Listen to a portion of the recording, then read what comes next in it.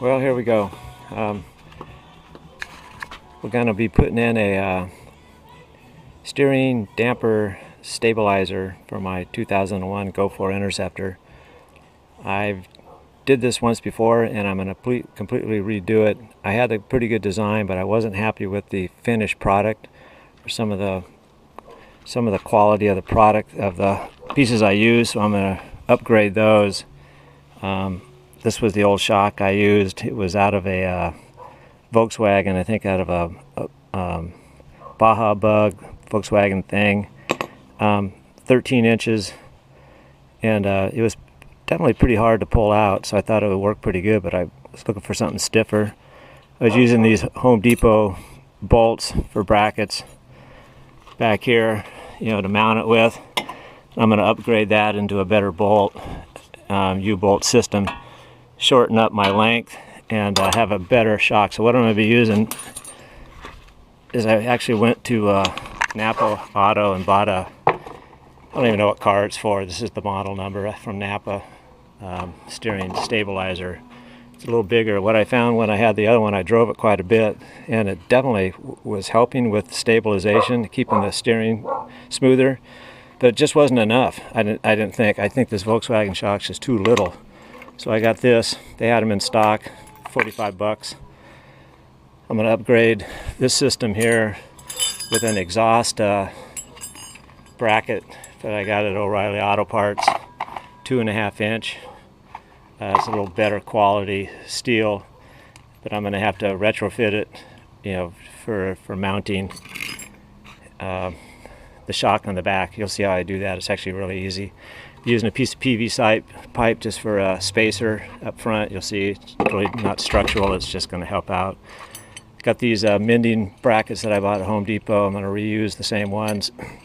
I re-drilled the existing holes to fit the bolts that I have, the 3/8 bolts. And I'm actually shorting.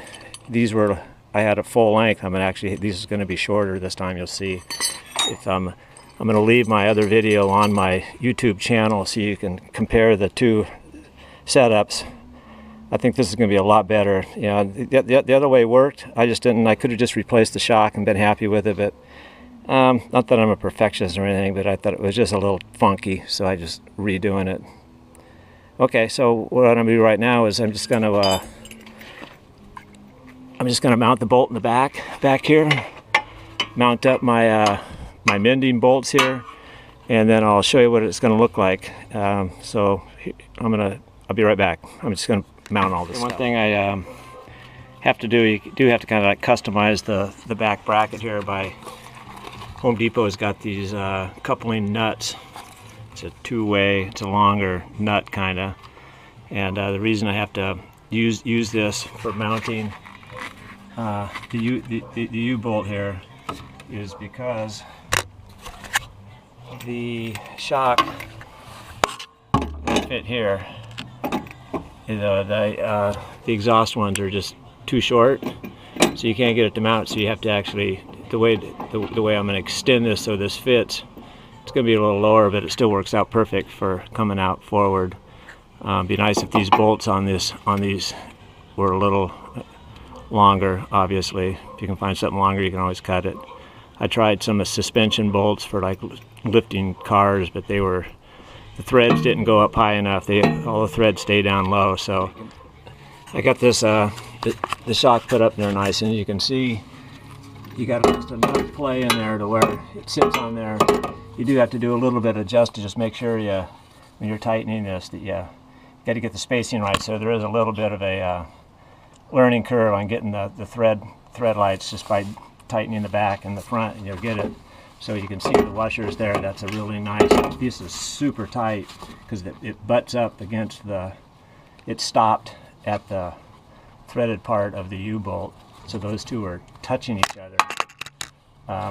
So that's what tightens against each other. The two, that bolt and that bolt coming up, is what gives it the tightness, but you still have the looseness here. So it's really cool. I'm real happy with the way that looks. And it's definitely not going anywhere. So now I'm just going to, you can see the angle, you can adjust this angle so it comes out right. You don't want it straight back, or the shock, you won't have much play in it. So you can see I have it on a little bit of a, it isn't straight down, it's coming out a couple degrees. So I'm just going to put in my top brackets here, and we'll see what happens. Well, that couldn't have went better. It's so much nicer than the way I had it before, with my other shock was coming around, and I actually dented out my my little blower piece there so it wouldn't hit it. This one's the shock was 11.5 inches in length when it was not when it was compressed in, and it I don't know how far it comes out. It really doesn't matter. They only go out a couple inches. So I shortened the brackets by this is where I had it before, back in the back holes. So I shortened it. These are all just existing holes, and I just had to re-drill them to size for these bolts. You can see I just put a spacer. That's just a piece of PVC irrigation pipe, that I just used in there just to give it the spacing in there, and just a little washer there. I wish I had. I'm going to get a nylon walking nut for here. I just don't have. I'll look and see if I have one, but this is going to be replaced with a locking nylon nut. I just doubled up on the nuts. I couldn't find a locking. That's a 24 thread nut, so I didn't have any of those, and I had an extra of these, so I just doubled up, got them tight, so it's not going to come out, so it's locked that way. But other than that, you can, very clean looking, much better than it was before. I'm really stoked on the way it looks. And this shock is so much stiffer than the other one. It's kind of, I was happy with the way the other one went, but I just think it needed to be stiffer. So I got this one, and you can see, hold on, I'll turn the wheel.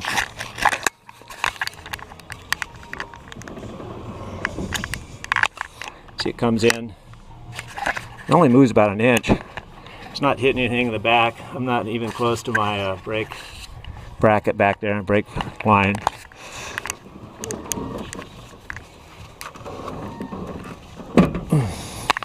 Going that way, much better. See, it doesn't even come close. So I banged that out for nothing. Oh well.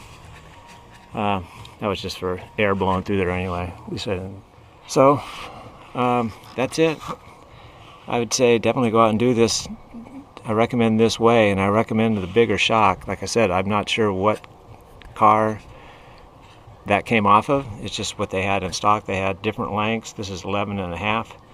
The shorter one will definitely fit better inside there. The one I had before was 13, and it was just too long.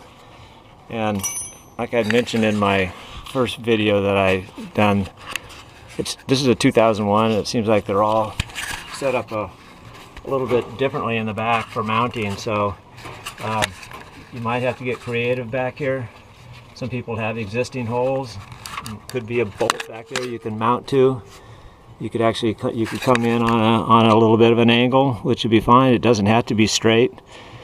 Motorcycles go this way. I know some of the, I don't know if the 2s come with stabilizers. I definitely know the 3s come with a stabilizer from the factory. But if I'm not mistaken, they're a motorcycle damper, which they must not do anything, because those things are pretty lightweight, pretty light duty for motorcycles, unless they use one off a Harley or something. But I'd be curious to see how they look, how those were mounted. It'd be nice to have it coming off to the side somehow, but I don't know how it would turn. That would keep it nice and stiff. I would think it would actually stiffen it more than coming straight from the straight back. But what I noticed when I was driving it, going into turns, it was just had a much better feel to it. Going into a turn at any kind of speed, the front end just felt so much tighter and so much in control, which was nice, because as you all know, these things are well, they're fun to drive, but they can be challenging. Okay, well, there you go. That's it. I'd say do it. Cheap, easy fix, do it yourselfer. I'm definitely not a mechanic. I'm just a under the tree guy, as you can see.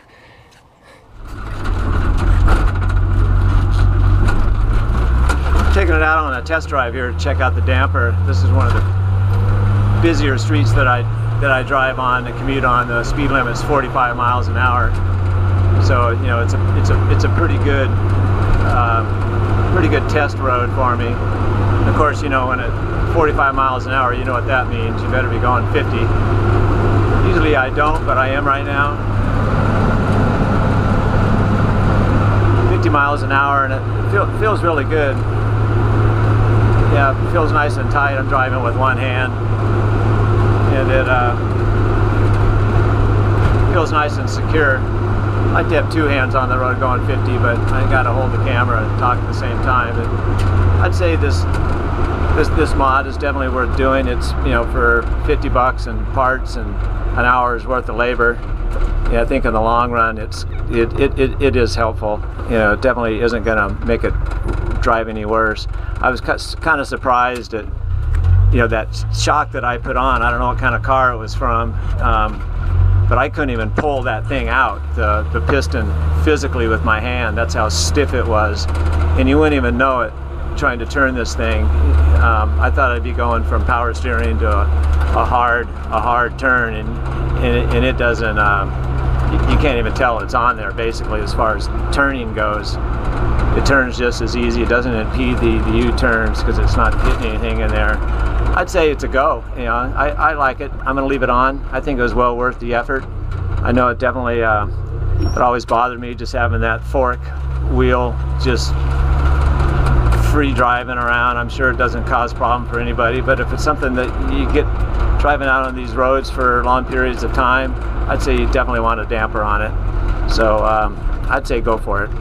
Thanks for watching.